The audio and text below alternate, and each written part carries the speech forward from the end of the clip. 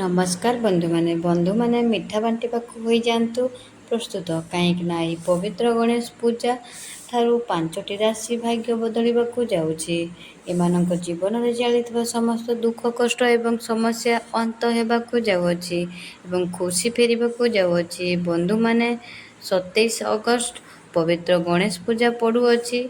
ଆଉ ଏହି ଗଣେଶ ପୂଜା ଦିନ ଗ୍ରହରେ ଏକ ଅଦ୍ଭୁତ ପରିବର୍ତ୍ତନ ହେବାକୁ ଯାଉଅଛି। ଦୀର୍ଘ 172 ବର୍ଷ ପରେ ଗ୍ରହମାନଙ୍କ ଭିତରୁ ଏକ ଅଦ୍ଭୁତ ମହାସଂଯୋଗ ହେବାକୁ ଯାଉଅଛି, ଯାହାଫଳରେ ପୁରା 56 ପ୍ରକାରର ଶୁଭ ଯୋଗର ନିର୍ମାଣ ହେବାକୁ ଯାଉଅଛି, ଯାହାର ସିଧା ପ୍ରଭାବ ଏହି 5ଟି ରାଶି ଉପରେ ପଡ଼ିବାକୁ ଯାଉଅଛି। ପ୍ରଭୁ ଗଣେଶ ଏବଂ ମା ଲକ୍ଷ୍ମୀଙ୍କ କିଛି ରାଶିଙ୍କ ବ୍ୟକ୍ତିବିଶେଷ ଉପରେ ବହୁତ କୃପା ରଖିବାକୁ ଯାଉଛନ୍ତି। ଏହି ଗଣେଶ ଚତୁର୍ଥୀ ଦିନ ଠାରୁ ଏହି ବ୍ୟକ୍ତିବିଶେଷମାନେ ହେବାକୁ ଯାଉଛନ୍ତି କୋଟିପତି। ଆପଣଙ୍କର ଜୀବନରେ ଅନେକ ପରିବର୍ତ୍ତନ ହେବାକୁ ଯାଉଛି।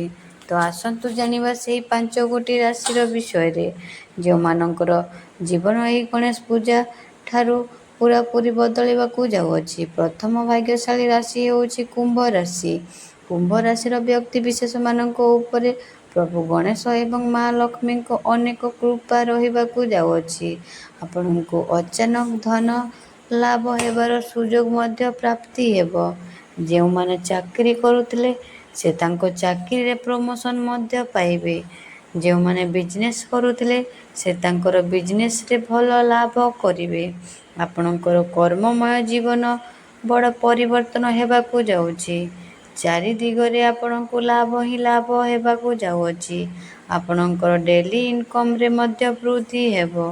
ଆପଣଙ୍କ ଘରେ ଏବଂ ପରିବାରରେ ସୁଖ ସମୃଦ୍ଧି ଲାଭ କରିବ। ଭଲ ପାଇବା ବିବାହ ରୂପ ମଧ୍ୟ ନେଇପାରେ।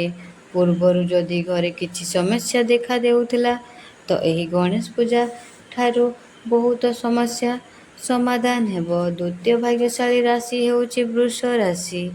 ବୃଷ ରାଶିର ବ୍ୟକ୍ତିବିଶେଷ ଉପରେ ପ୍ରଭୁ ଗଣେଶ ଅତ୍ୟନ୍ତ କୃପା ଦେବାକୁ ଯାଉଛନ୍ତି। ଏହି ଗଣେଶ ପୂଜା ଠାରୁ ଏମାନଙ୍କର ଜୀବନରେ ଚାଲିଥିବା ସବୁ ପ୍ରକାର ସମସ୍ୟା ଦୂର ହେବାକୁ ଯାଉଛି। ଆପଣଙ୍କ ଘରେ ଏବଂ ପରିବାରରେ ଖୁସି ମାହୋଲ ଲାଗି ରହିବ। ଆପଣଙ୍କର ଆର୍ଥିକ ପରିସ୍ଥିତି ଭଲ ରହିବ। ପ୍ରଭୁ ଗଣେଶଙ୍କ କୃପା ଆପଣଙ୍କ ଉପରେ ଲାଗିବାକୁ ଯାଉଅଛି। ପ୍ରଭୁ ଗଣେଶଙ୍କ କୃପାରୁ ଆପଣଙ୍କୁ ନୂଆ ଗାଡ଼ି, ନୂଆ ସମ୍ପତ୍ତି କିଛି ଆପଣ କ୍ରୟ କରିପାରନ୍ତି। ମା ଲକ୍ଷ୍ମୀଙ୍କର କୃପା ଆପଣଙ୍କର ଉପରେ ରହିବାକୁ ଯାଉଅଛି। ଯେଉଁମାନେ ବିଦ୍ୟାର୍ଥୀ ଥିଲେ, ତାଙ୍କର ଶିକ୍ଷା କ୍ଷେତ୍ରରେ ଉନ୍ନତି ହେବାକୁ ଯାଉଛି।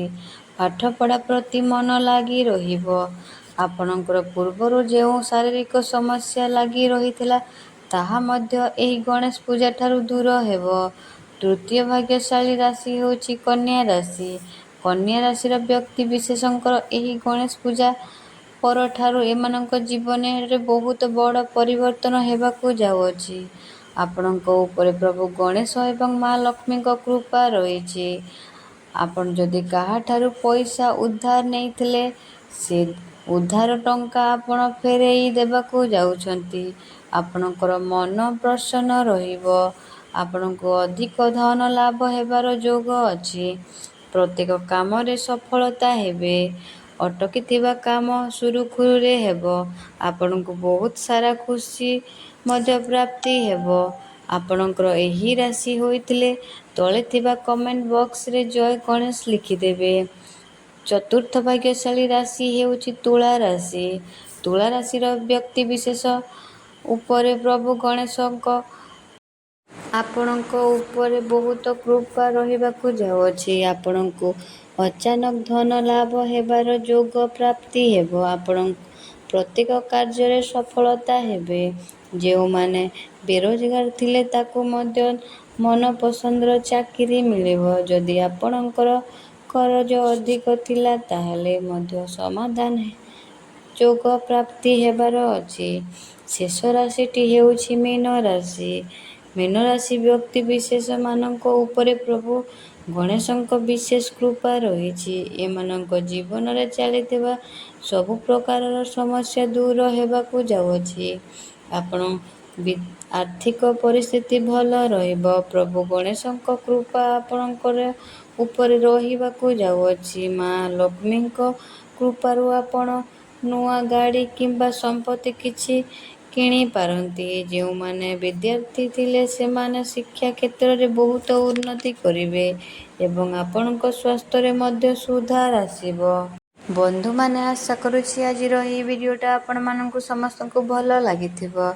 ଯଦି ଭଲ ଲାଗିଥିଲେ ତଳେ ଥିବା କମେଣ୍ଟ ବକ୍ସରେ ଜୟ ଗଣେଶ, ଜୟ ମା ଲକ୍ଷ୍ମୀ କମେଣ୍ଟ ବକ୍ସରେ ଲେଖିଦିଅନ୍ତୁ ଏବଂ ସବସ୍କ୍ରାଇବ୍ ମଧ୍ୟ କରିଦିଅନ୍ତୁ। ଧନ୍ୟବାଦ।